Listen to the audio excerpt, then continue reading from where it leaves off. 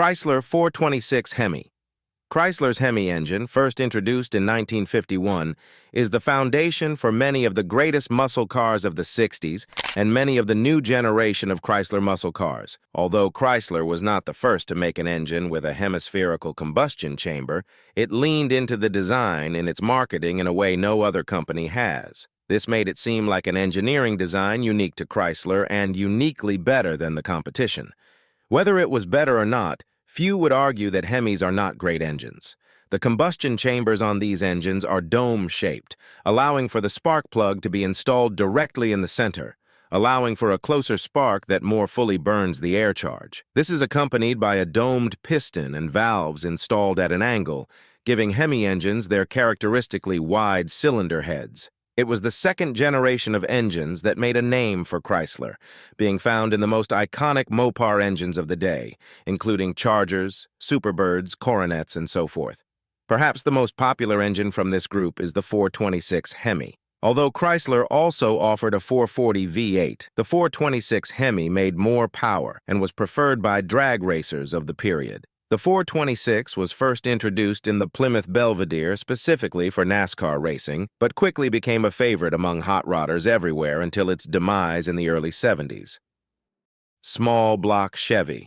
One of the most well-known and most produced engines to ever come from an American auto factory is the venerable small block Chevrolet V8.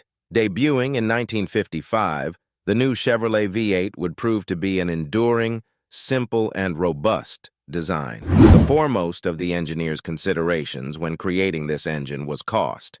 It had to be cheap enough to produce in large quantities, which forced the team leads to find solutions and components that were simple and functional.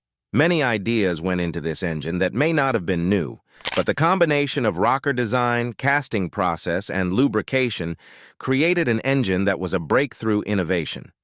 The new V8 was an instant success, and the early 265 V8 soon gave way to the 327 that powers some of the most cherished of today's classic American cars, such as the 1963 Corvette Stingray and 1964 Impala SS. The displacement was increased to 350 cubic inches in 1967 for the all-new Camaro, spreading throughout the Chevrolet range within a couple of years. This 350 V8 dominated the Chevrolet lineup into the new millennium and contributed to the more than 100 million units produced over its 60-year run.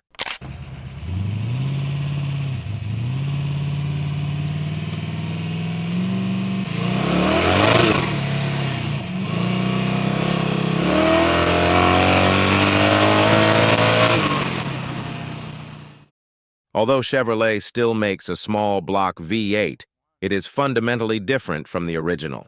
However, that first 1955 design continued in production with various upgrades and improvements until 1997, when a complete overhaul of the architecture gave us the esteemed LS. The SBC continues to be a mainstay of the hot rodding community, as its plentiful and inexpensive parts combined with an inherently robust design ensures it will be the prime choice for hobbyists for the foreseeable future. Ford 351 Cleveland. Ford Motor Company was a trailblazer when it first debuted the Ford flathead V8 engine in the 30s. That 65-horsepower engine was the reliable and powerful engine choice for a generation, powering family cars, gangster outlaw rides, and military vehicles alike. After its technology became outdated, Ford pressed on with new overhead valve designs, eventually releasing its 351 cubic inches V8 in 1969.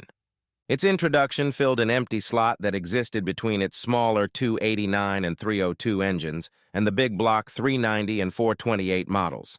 The more common 351 Windsor, named for the Canadian plant where it was produced, came as an enlarged version of the 302 and powered millions of cars through the 70s and 80s. However, the 351 Cleveland, named for the location where it was built, was a different design altogether. The Cleveland engine was designed with higher performance in mind and benefited from having larger valves and a free-flowing head design.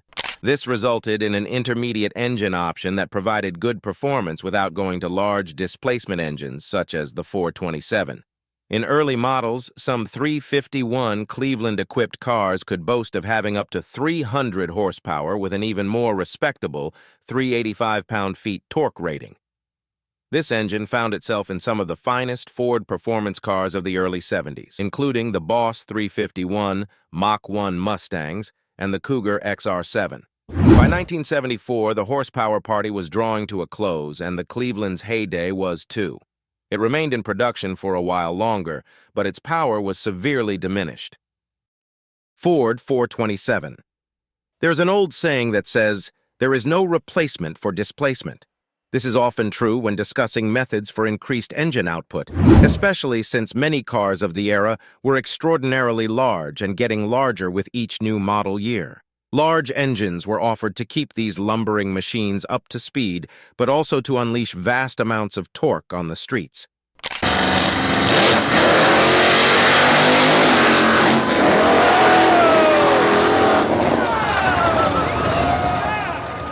Among Ford's most famous big block engines is its 427 V8, and the most infamous example of it happened when Carroll Shelby managed to squeeze the giant engine into the small and lightweight AC Cobra.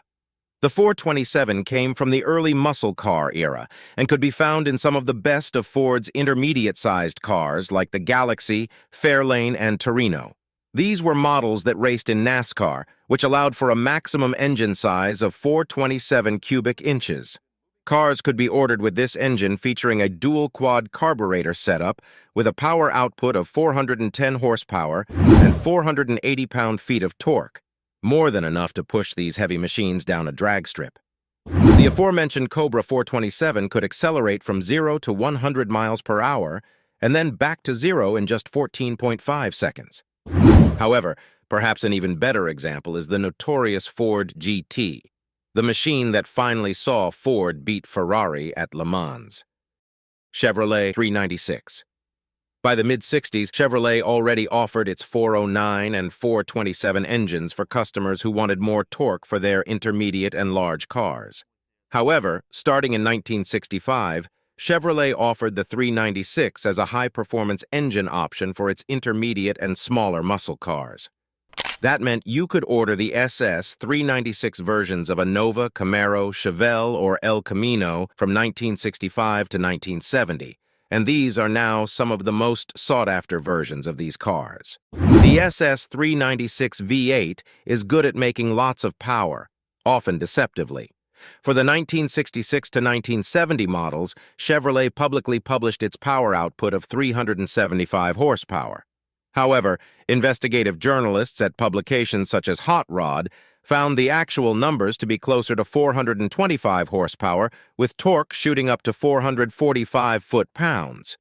It was also found during these tests that swapping the factory exhaust manifolds for a set of tuned headers could easily push the horsepower up to 457 and torque to an extremely healthy 464 pound-feet. The modified rating came from a cheap and easy swap of the exhaust and showed the potential to increase output to surpass even Chevy's own 454 V8. Production of these mills ended in 1970, avoiding being choked to death by regulations and unceremoniously left on the vine to wither.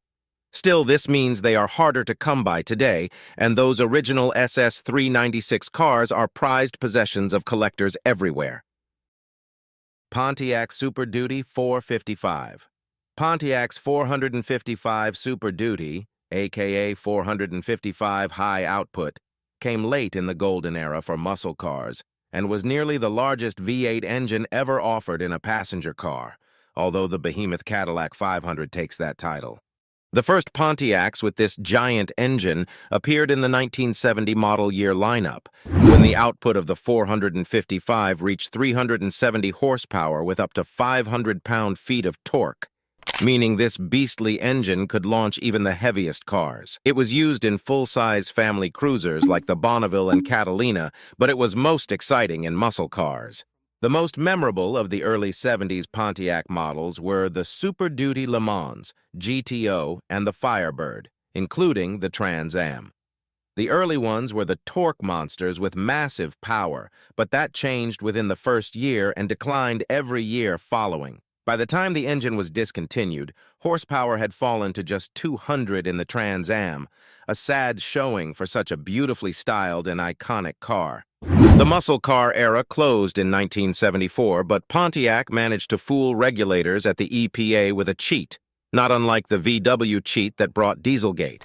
New regulations mandated manufacturers to add an EGR valve to all new engines. The testing regimen for this device lasted 50 seconds, so Pontiac engineers made their solenoid keep it activated for 53 seconds, thus allowing a more powerful, but polluting, engine on the market. However, regulators got wise to this and forced Pontiac to correct the issue, making the 1974 Trans Am Superduty one of the last true muscle cars.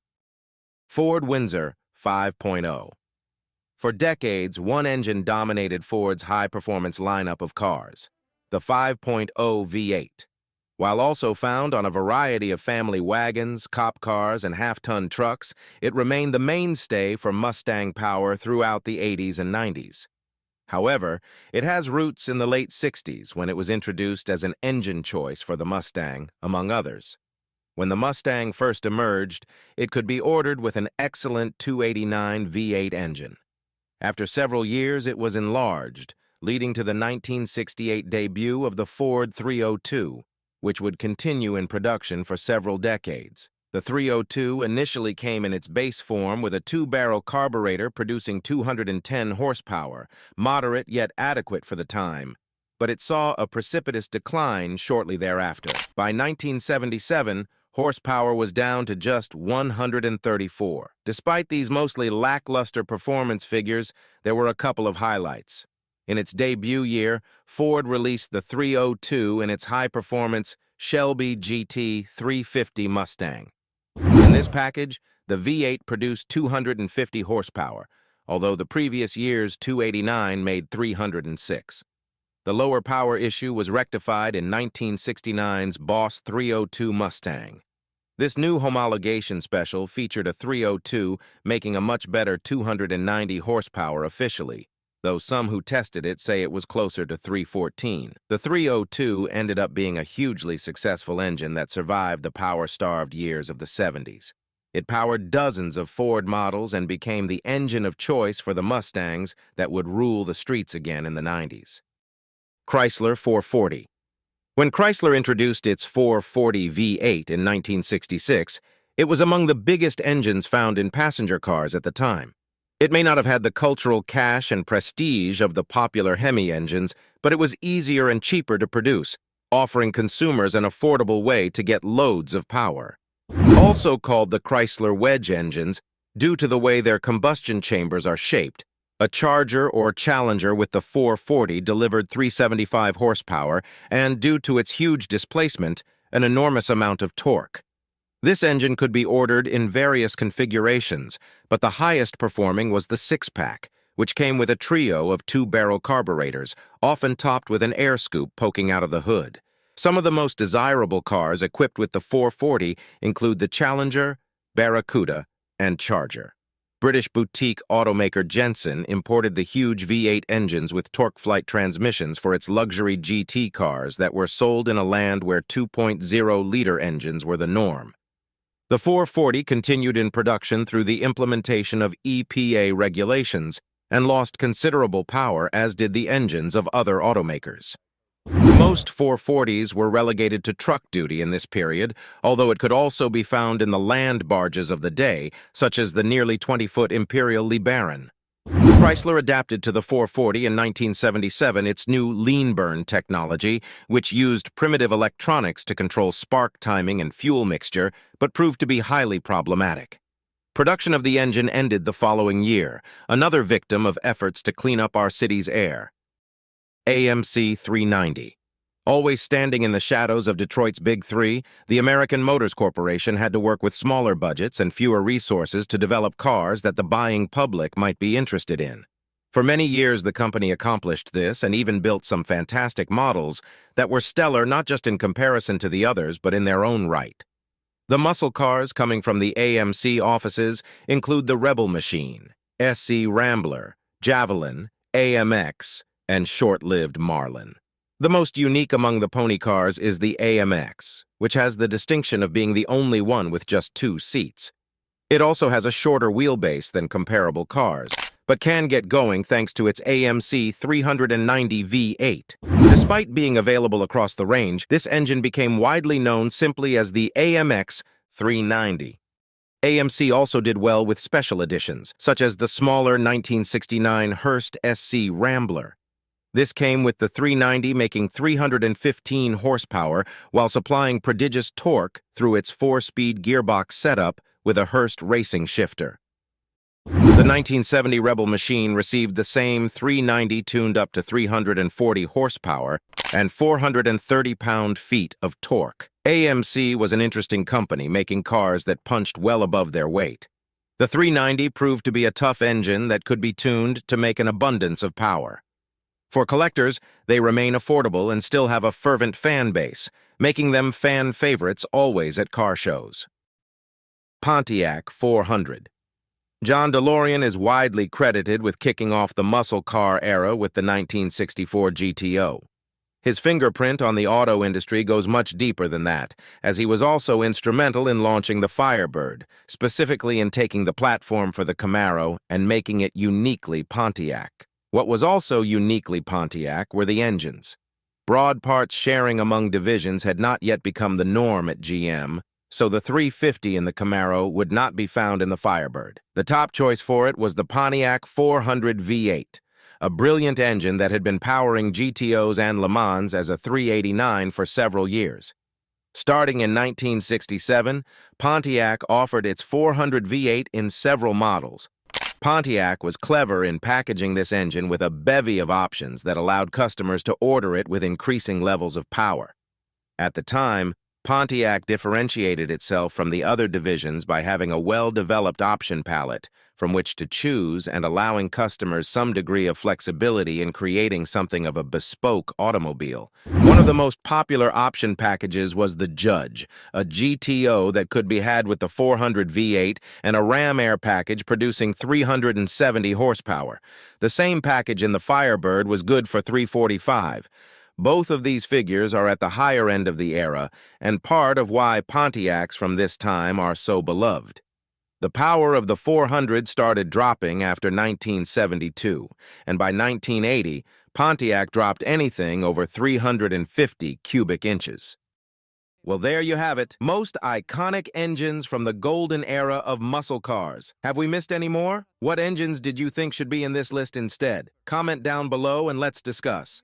Also, don't forget to hit that subscribe and like button to keep you updated on our future uploads. Until then, I'll catch you on the next one.